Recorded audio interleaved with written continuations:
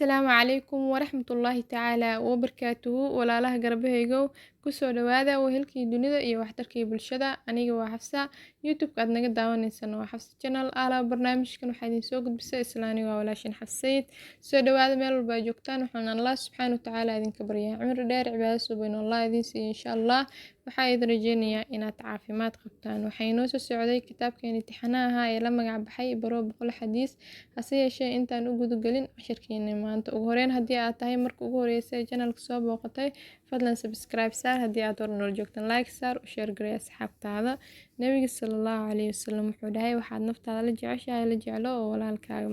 kusoo dhawaada maanta iyo muuqaal cusub iyo darsigeenii 48aad biidnillah bismillah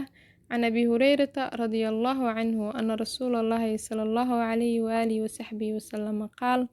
إن الله يقول يوم القيامة أين المتحابون بجلالي اليوم أظلهم في ظلي يوم لا ظل إلا ظلي نبتقلي نحريس كركي ساعته وحولهاي إن الله سبحانه وتعالى وحوليه مالك يوم القيامة إن كوا أنيجا وينيذا السجعلا اليوم أظلهم في ظلي ما أنت أيان هركي هرينيا يوم لا ظل إلا ظلي maalin uusan har jirin ilaa harkeyga maahe Allah subxaanahu wa tacaala ayaa hadlaayo wuxuuna leeyahay aabe kuwa aniga weynideyda isu jeclaa maanta ayaan harkeyga harinaya ayuu leeyahay Allah subxaanahu wa tacaala wuxuu kaloo leeyahay maalin uusan har jirin ilaa harkeyga maahe wuxuu leeyahay kuwa aniga weynideyda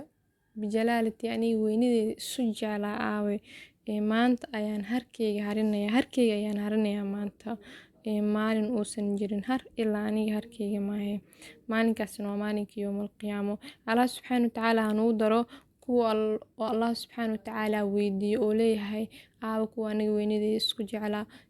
maanta ayaan harkeyga harinaya Allah hanuu daro kuwaas kuwa harka Allah subxaanahu wa tacaala harsadane Allah naga dhigo insha Allah waxaan rajeynayaa inaad wax badan ka fahmi doontaan insha Allah aanu share garin doontiin asxaabtiina inaad ku mahadsan tahay daawashada muuqaalka iyaga ha ilaawin inaad like saarto